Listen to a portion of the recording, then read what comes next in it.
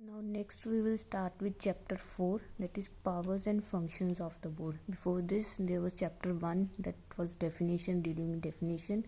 Section 2, which where we discussed about the establishment and constitution of the board. Chapter 3, there was section 10, that was transfer of assets and liabilities of existing board to the new board constituted under section 3. Then chapter 4, that is powers and functions of the board. Functions of the board, section 11, it shall be the duty of the board, same जो preamble में था, protect the interest of investors, promote the development and regulate securities market. Okay, other than that there are following functions, that is इसको हमें याद करना पड़ेगा क्योंकि paper में कोई भी फंक्शन पूछ सकते हैं, that which of the following is not a function or which of the following is function of the board. So regulating the business in stock exchange and other securities market, registering and regulating stock broker, sub broker, share transfer agent, that is all the intermediaries. ठीक है. Then registering and regulating working of depositories, participant, ये भी intermediate हैं. Basically ये जो stock exchange के साथ हैं और ये जो डिपॉजिटरीज हैं उनके intermediaries. Then registering and regulating the working of funds, venture capital fund, collective investment scheme including mutual fund. Then promoting and regulating self regulatory organisations, prohibiting fraudulent and unfair trade practices, promoting investor education and training of intermediaries, prohibiting insider trading, regulating substantial acquisition of shares and takeovers, calling information from undertaking inspection, inquiries, audits of the stock exchange, mutual fund and other person associated with the market, calling for information records from any person including bank or authority or board. Then calling information, furnishing information to other authorities whether in or outside India, having functions similar to those of board. Matters relating to prevention or detection of violation in respect of security law. ठीक है. Then performing functions and exercising powers under the provision of SCRA, levying fees and other charges for carrying out the functions of carrying out the purposes of this section. Then conducting research, calling information to any such agency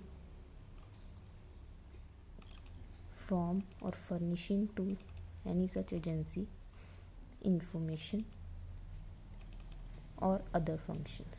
Okay, so basically क्या क्या हुआ? Regulating the business in stock exchange and security market, regulating and registering stock broker, sub broker and depository, participant, custodian, capital funds, collective investment scheme including mutual funds.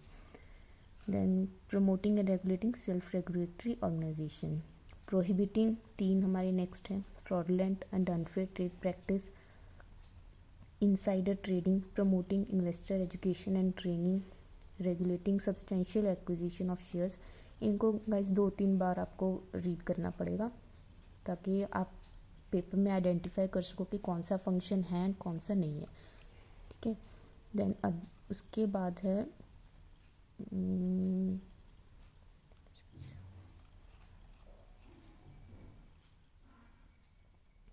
powers, same powers as in a civil court while trying a suit, that is discovery and production of books of accounts, summoning and enforcing attendance of person, inspection of books, documents, commission issue करना for examination of witness or documents. Then without prejudice to provisions of subsection 1, 2, 2A and 3 of 11B, for reason to be recorded in writing, interest क्या क्या कर सकते हैं, powers बताइए अब हमें, board क्या क्या ऑर्डर कर सकता है. That is suspend the trading of any security in stock exchange, restrain any person from assessing the market, suspend any office bearer, impound and retain the proceeds of securities, attach, ये important है, attach for not exceeding 90 days bank accounts or other property of intermediary, 90 days याद रखना है. And in the board shall within 90 days obtain confirmation of said attachment from special court established under section 26A. ठीक है, मतलब कि board जो है 11B है, पहले हम देख लेते हैं, बिकॉज इन्होंने लिखा है not with standing 11B power to issue directions and levy penalty. Board के पास पावर है डायरेक्शंस इशू करने की एंड लेवी पेनल्टी लगाने की. तो सब्जेक्ट टू दिस सेक्शन, ठीक है, बोर्ड जो है वो बाकी ये काम भी, ये ऑर्डर्स भी दे सकता है. That is suspend trading of security, restrain person from assessing the market. But ये जो है ये इधर पेंडिंग इन्वेस्टिगेशन इंक्वायरी और ऑन कंप्लीशन ऑफ इन्वेस्टिगेशन और इंक्वायरी. ठीक है, बोर्ड कैन ऑर्डर फॉलोइंग. इनके अलावा 11B में तो एक्शन ले ही सकता है, बट 11 सबसेक्शन 4 में ये भी एक्शन ले सकता है. और इसमें एक है अटैच करना बैंक अकाउंट्स को और अदर प्रॉपर्टी और for not exceeding 90 days and within 90 days उस अटैचमेंट की कंफर्मेशन लेनी है from special court established in the section 26A. ठीक है, और last direct intermediary not to dispose of और एलियनेट एन एसेट. ठीक है, इसके बाद अब हम देखेंगे तो बाकी सब तो इतना इम्पोर्टेंट है नहीं है. सबसेक्शन 4A वो कहता है विदाउट प्रेजुडिस टू 11B जो हमने अभी देखा, एंड सेक्शन 15I जो एडजुडिकेशन की बात करता है. बोर्ड में by order recorded in writing levy penalty under section, ये सारे पेनल्टीज के सेक्शन है जो हम आगे देखेंगे. आफ्टर होल्डिंग इंक्वायरी, ठीक है, the amount discharged pursuant to direction issued under 11B of this act, 12A of SCRA or 19 of Depository Act or trade settlement under 15JB. Amount discharged means basically जो आपने unfair mean से gain कुछ लिया है, तो वो जो gain है सिर्फ वो आप अमाउंट जो सबमिट करते हो तो उसको कहते हैं amount discharge. It is separate from the amount imposed as a penalty or anything else. Basically जो आपने एक्स्ट्रा अमाउंट जो लिया है लोगों से वो वापस जब आप करते हो तो उसको कहते हैं अमाउंट डिस्चार्ज. और वो अमाउंट जो है वो क्रेडिट होता है to investor education and provident fund and it is utilised by the board in accordance with the regulations. ठीक है, then section 11A board to regulate और prohibit issue of prospectus, offer document or advertisement selling money, soliciting money for issue of securities without prejudice to provisions of company. क्योंकि companies act में भी इसके regarding provision है. Board में for protection of investors, purposes for protection of investment specify by regulation. Board specify by regulation matters relating to issue of capital, transfer of securities or other matters connected thereto, and by general or special order prohibit any company from issuing prospectus, offer document, advertisement, soliciting money from public for issue of securities. Basically जो भी matters relating to public offer हैं, public से पैसा लेने के लिए, उन सब की जो रेगुलेशन है वो बोर्ड करता है in order to protect the interest of the investors. And without board में specify regulation for listing and transfer of securities or other matter incidental thereto. Okay. Then section 11AA, ये important है, collective investment scheme, any scheme or arrangement which satisfy conditions mentioned under subsection 2A or 2 of this section. Subsection 2 क्या कहता है? Any scheme or arrangement made or offered by any person. Scheme और arrangement किसने दी है? By any person under which, इसकी basically इसकी function properties क्या है स्कीम की? फर्स्ट इज कंट्रीब्यूशन और payment made by the investors,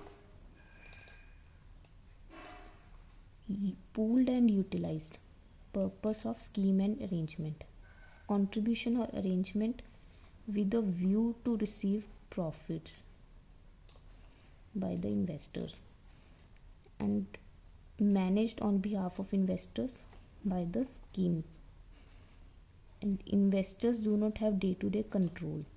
तो अगर ये चार चीज़ें आपको दिखती हैं then it is a collective investment scheme और satisfying the conditions specified in the regulation, तो तब ये क्या हो जाएगी? collective investment scheme. Provided any scheme which is not registered with the board under subsection 3 but corpus amount जो है वो 100 crore rupees और more है, then it shall be deemed collective investment scheme. ठीक है, क्या इसमें मेन है? corpus amount 100 crore और more और not registered with the board, then it shall be deemed a collective investment scheme. Functions collective investment scheme के क्या हुए? Which the contribution made by investors is pooled and utilized for the purpose of scheme, and the purpose of investor is to receive profits or income, and it is managed on behalf of investors, and investors do not have day-to-day control over the management. Then और कौन कौन सी collective investment scheme कहेंगे हम? Not withstanding anything in subsection 2 और 2A, scheme और arrangement किसने offer की है? ऑफर्ड बाय कोऑपरेटिव सोसाइटी और डिपॉजिट्स एक्सेप्टेड बाय NBFC. ये कलेक्टिव इन्वेस्टमेंट स्कीम नहीं है, मतलब कि अगर इन्होंने कोई स्कीम और अरेंजमेंट निकाली है और जिसके फंक्शन सारे सेम हैं जो कि सेक्शन 2 में दिए हैं, बट स्टिल वो कलेक्टिव इन्वेस्टमेंट स्कीम नहीं कहेंगे हम इसको. कौन कौन है उसमें? स्कीम और arrangement offered by cooperative society और deposits accepted by non banking financial institution, जो कि कहाँ डिफाइंड है? RBI एक्ट में. Contract of insurance, pension scheme, insurance scheme, deposits accepted under section 58A of Companies Act, deposits accepted declared as a nidhi or a mutual benefit society, chit business, nature of subscription to mutual fund or other scheme, central government in consultation with board notify. ये इनमें से कोई भी अगर scheme या arrangement issue करता है then वो कलेक्टिव इन्वेस्टमेंट स्कीम नहीं है. अदरवाइज बाकी जो हैं वो कलेक्टिव इन्वेस्टमेंट स्कीम होंगी अंडर सेक्शन 11AA. और ये कब आया था कंसेप्ट? 1999 अमेंडमेंट एक्ट में. इसमें एक आपको ये कॉर्पस अमाउंट याद रखना है 100 करोड़ रुपीज़ और more. Then 11B, power to issue direction and levy penalty, जो कि हम पहले भी देख चुके हैं. Save as otherwise provided in section 11, मतलब basically it is in consonant with section 11. ये उसके एक्स्ट्रा है पावर उसके पास, बोर्ड के पास. बोर्ड आफ्टर मेकिंग और causing to be made an inquiry complete होने के बाद ये डायरेक्शंस इशू कर सकता है बोर्ड. दैट इट इज़ कब? Interest of investors, secure proper management, prevent the affairs to be detrimental to interest of investors. It may issue such direction to any person or class of persons, to any company, as basically इसका सारा जो काम होता है वो interest of investors ही होता है and the securities market.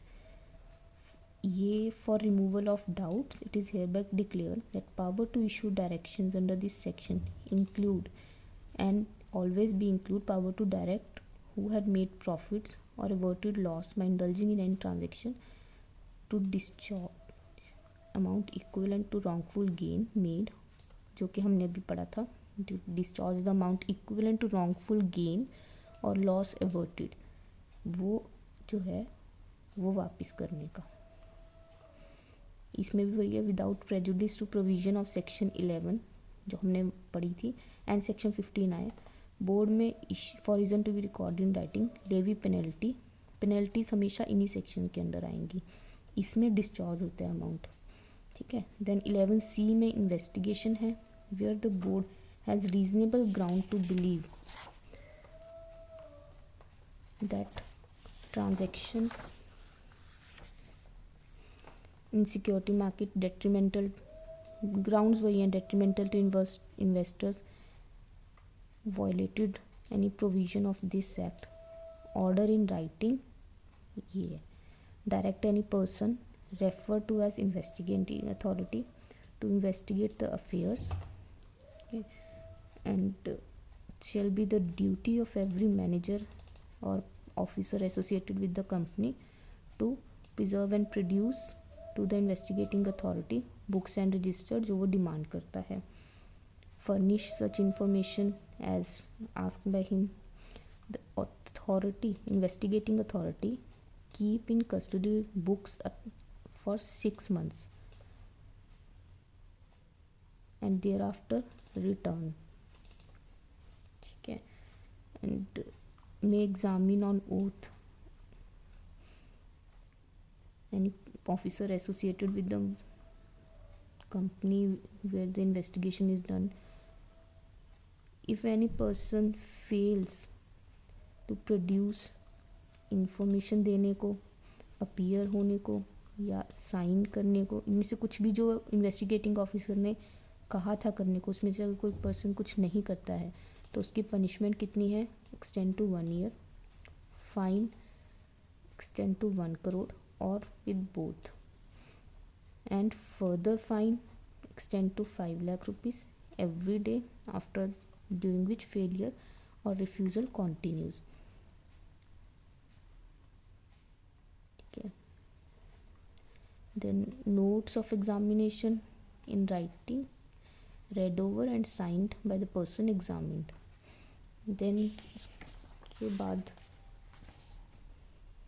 जो हमने वहाँ पे सीज किए थे डॉक्यूमेंट्स, उसको इन्वेस्टिगेटिंग अथॉरिटी एप्लीकेशन देगा मजिस्ट्रेट और जज of designated court in Mumbai, क्योंकि मुंबई में इसका हेड ऑफिस है, for an order of seizure of such books as, जो कि उसको प्रोड्यूस की गई थी उसके सामने, ठीक है। देन बाकी ये सब इतना इम्पोर्टेंट नहीं है।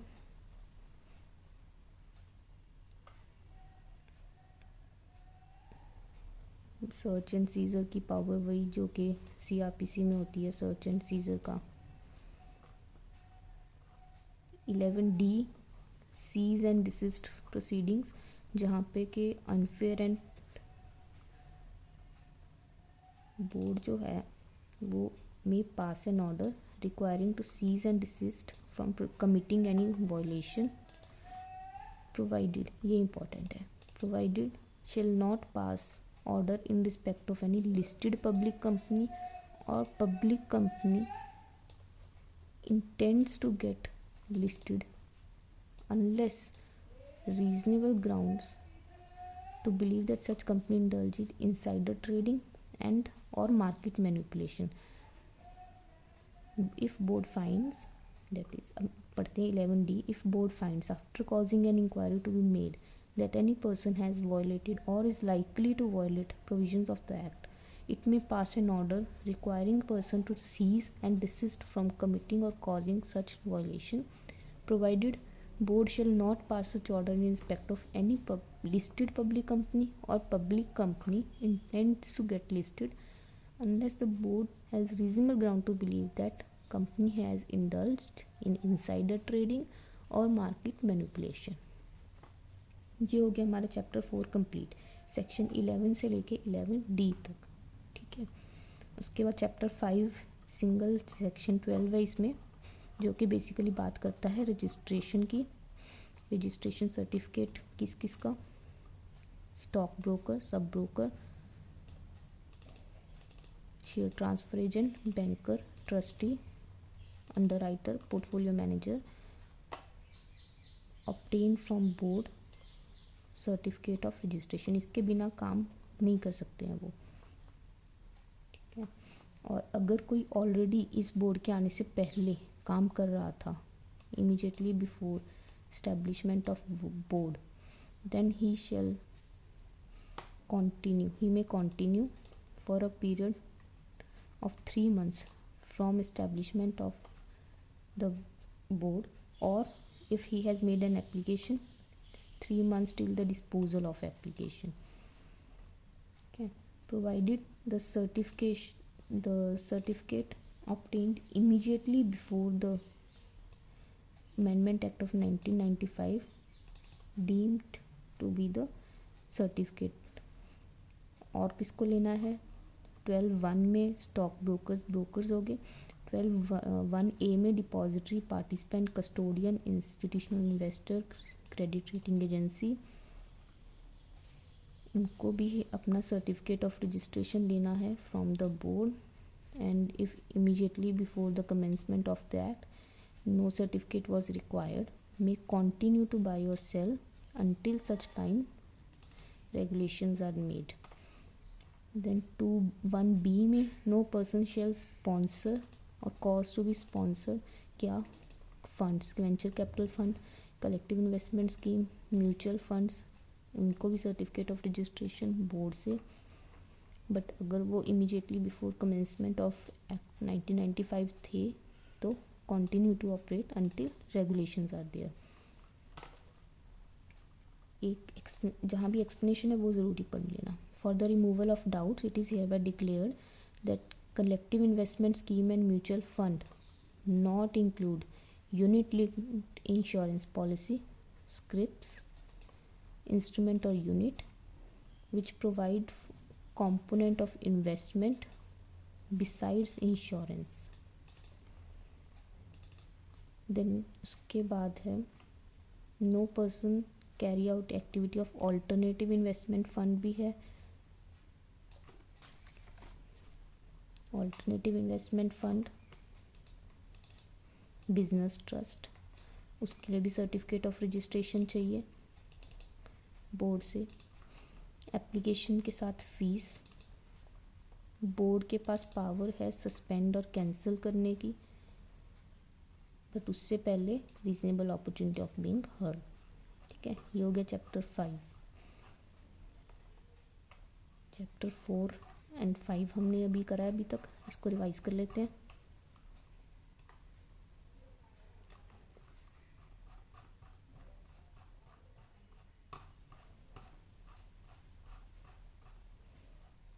Chapter 4 powers and function of board 11 में पहले 11(1) में प्रियम्बल वाले ही हैं, 11(2) में जो कि इन्होंने रेगुलेशन और रजिस्ट्रेशन के रिगार्डिंग प्रोहिबिशंस, प्रमोशन, ये सब फंक्शंस बताए हैं।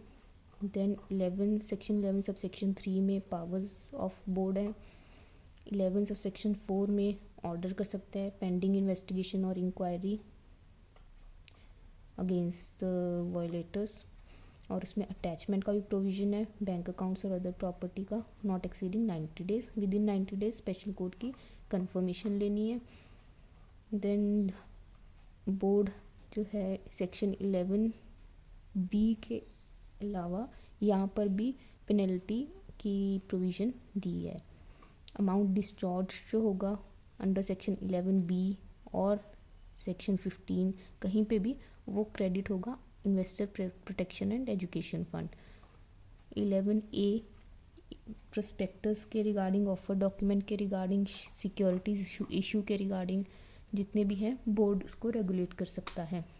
11(a) कलेक्टिव इन्वेस्टमेंट स्कीम, जिसमें कि बहुत सारे इन्वेस्टर्स अपने फंड्स जो हैं पूल करते हैं और उसको मैनेज कोई स्कीम जो स्कीम लेके आता है वो मैनेज करते हैं, इन्वेस्टर्स का उसके डे टू डे कंट्रोल नहीं होता है। देन वो कलेक्टिव इन्वेस्टमेंट स्कीम है, और अगर वो रजिस्टर्ड नहीं है बट कॉर्पस अमाउंट जो है 100 करोड़ और मोर है, देन वो डीम्ड कलेक्टिव इन्वेस्टमेंट स्कीम है। इसमें से, लेकिन अगर इनमें से कोई उस स्कीम को इशू करता है तो वो कलेक्टिव नहीं मानी जाएगी। कौन? Cooperative society, NBFC, contract of insurance, pension scheme, insurance scheme, deposits under section 58A, nidhi और mutual benefit society, chit business, mutual funds और other scheme as central government in consultation with board notify. 11B, power to issue direction and levy penalty in the interest of investor, preventing the affairs detrimental to interest of investors or proper management of intermediary। कोई भी direction issue कर सकते हैं और इस power में जो है इंक्लूड है power to direct the amount to be discharge. इसके अलावा लेवी पेनल्टी की पावर भी है। 11C में इन्वेस्टिगेशन है। बोर्ड अपॉइंट कर सकता है एनी पर्सन जिसको हम इन्वेस्टिगेटिंग अथॉरिटी कहेंगे to investigate the affairs of intermediary associated with security market, अगर उसको रीजनेबल ग्राउंड टू बिलीव है दैट कोई ट्रांजैक्शन ऐसी हुई है जो डेट्रीमेंटल टू इन्वेस्टर है और वॉयलेट या फिर इंटरमीडियरी ने इस एक्ट की प्रोविजंस को वॉयलेट किया है। देन उसकी ड्यूटी है to preserve and produce to the investigating authority, जो भी वो बुक्स रजिस्टर्स मांगता है, इंफॉर्मेशन मांगता है, और अथॉरिटी जो है वो अपने पास बुक्स और रजिस्टर को रख सकती है फॉर 6 मंथ्स। उसके बाद उसको वो रिटर्न करने हैं। एग्जामिन भी कर सकती है ओथ पे इन्वेस्टिगेटिंग अथॉरिटी। अगर वो कोई पर्सन अपनी जो उससे चीज़ मांगी गई है, चाहे इंफॉर्मेशन, बुक्स, डॉक्यूमेंट्स या उसको कोई अपीयर होने के लिए कहा, वो नहीं होता है, then shall be punishable with imprisonment which may extend to 1 year, fine extend to 1 crore rupees or both, and further fine of 5 lakh for every day failure continues। Then notes of examination वो writing में होंगे, sign करवाएंगे जिस person को examine किया उसके। Investigating authority जो है अगर उसने सीज करने हैं कुछ बुक्स रजिस्टर तो वो मजिस्ट्रेट और जज of designated court in Mumbai को परमिशन एप्लीकेशन लिखेगा। Then 11D, the board may ask any person who has violated or likely to violate the act provisions of the act to cease and desist from such violation, provided अगर कोई listed company या public company जो कि अपनी securities को list कराना चाहती है उसके अगेंस्ट ऑर्डर तभी पास करेगा अगर उसको रीजनेबल ग्राउंड टू बिलीव है that such company has indulged in insider trading. Chapter 5 registration certificate, जितने भी सिक्योरिटी मार्केट्स में इंटरमीडियरीज हैं वो सब काम तभी कंटिन्यू कर सकते हैं अगर उनके पास रजिस्ट्रेशन सर्टिफिकेट है जो कि बोर्ड ग्रांट करता है। दैट इज़ 12(1) में है stock brokers, sub broker, transfer agent, bankers, trustees. अगर वो ऑलरेडी इस बोर्ड के एस्टेब्लिशमेंट से पहले इन मार्केट थे then they may continue to do so for period of 3 months from establishment of board और making an application for registration, then 3 months from the disposal of such application. Certificate जो है depository participant, institution investors वगैरह को भी लेना है। अगर वो भी पहले से काम कर रहे हैं देन दे में continue until regulations are made. Collective investment schemes, mutual funds को भी रजिस्ट्रेशन सर्टिफिकेट चाहिए। देन एक एक्सप्लेनेशन है कलेक्टिव इन्वेस्टमेंट्स और mutual fund not include unit linked insurance policy, scrips, units.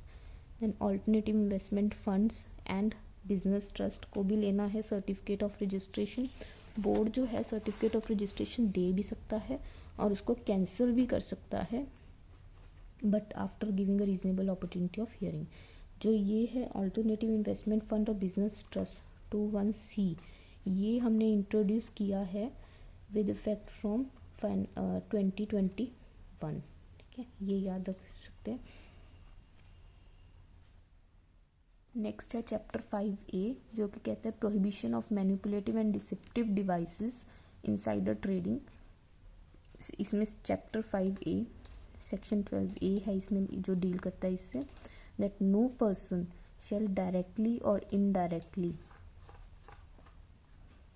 Use और employ any device contravention of provision of this act, employ any device or scheme to defraud in connection with issue or dealing in securities, engage in any act, operate as fraud or deceit on any person in connection with issue, engage in insider trading, then deal in securities when in possession of material or non-public information, acquire control of the company or securities more than the percentage of equity capital whose securities are listed. ठीक है, ये सब काम करने से उसको prohibit करता है बेसिकली। कोई इसमें ये जस्ट एक डेक्लरेटरी सेक्शन है कि कोई भी पर्सन जो है वो मैनिपुलेटिव और डिसेप्टिव डिवाइसेस को इंगेज ना करे, ना ही इनसाइडर ट्रेडिंग, सब्सटेंशियल एक्विजिशन, ये सब ना करें। इसके लिए जस्ट एक प्रोहिबिटरी सेक्शन है। ठीक है, देन चैप्टर 6, इसमें 3 सेक्शन है, एक फाइनेंस से, एक अकाउंट्स, एक ऑडिट, जो हेडिंग के अकॉर्डिंग है। सेक्शन 13 में ग्रांट्स, सेंट्रल गवर्नमेंट जो है after parliament by law make to the board grant. Section 14 में फंड, जो कि हमने डेफिनेशन में भी पढ़ा था, इसको क्या कहते हैं, सेबी जनरल फंड। उसमें क्या क्या क्रेडिट होगा, जो कि अभी हमने grant, fees and charges received by the board, sum received from the central government, और ये कहाँ कहाँ अप्लाइड होएगा, मतलब यूज़ कहाँ कहाँ होएगा, ये फंड खर्च कहाँ कर सकते हैं, salary, allowances, remuneration of members, officers, employees, expenses of the board on its function, expenses on objects and purpose. Okay. 13 में सेंट्रल गवर्नमेंट ग्रांट देगी after appropriation made by parliament. Then 14 में एक फंड कॉन्स्टिट्यूट किया है जिसको हम कहेंगे SEBI general fund. इसमें क्रेडिट क्या क्या होगा, ग्रांट, फीस एंड चार्जेस जो बोर्ड रिसीव करता है, और sum receive from the central government. Apply कहाँ होगा, salary, allowance and remuneration of board of members, officers and employees, expenses on functions and object और पर्पस। उसके बाद accounts and audit, section 15, maintain the accounts as prescribed by central government, consultation with controller and auditor general,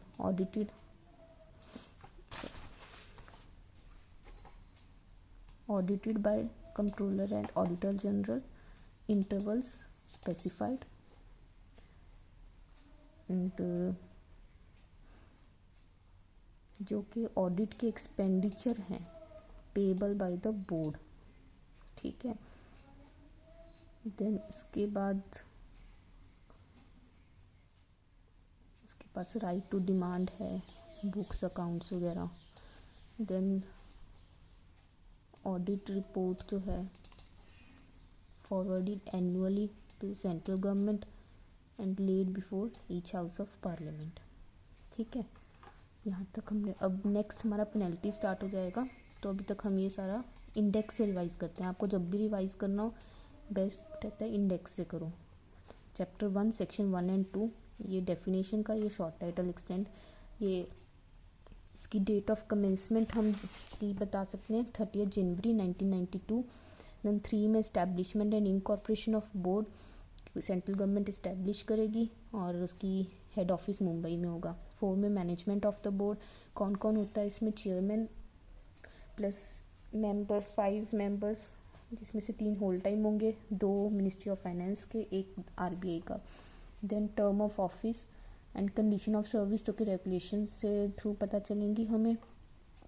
ठीक है, उसके अलावा हमने इसमें क्या पढ़ा था, उसकी टर्मिनेशन और रेजिग्नेशन पड़ी थी, जो कि वो सेंट्रल गवर्नमेंट अगर टर्मिनेट करती 3 मंथ्स का नोटिस था।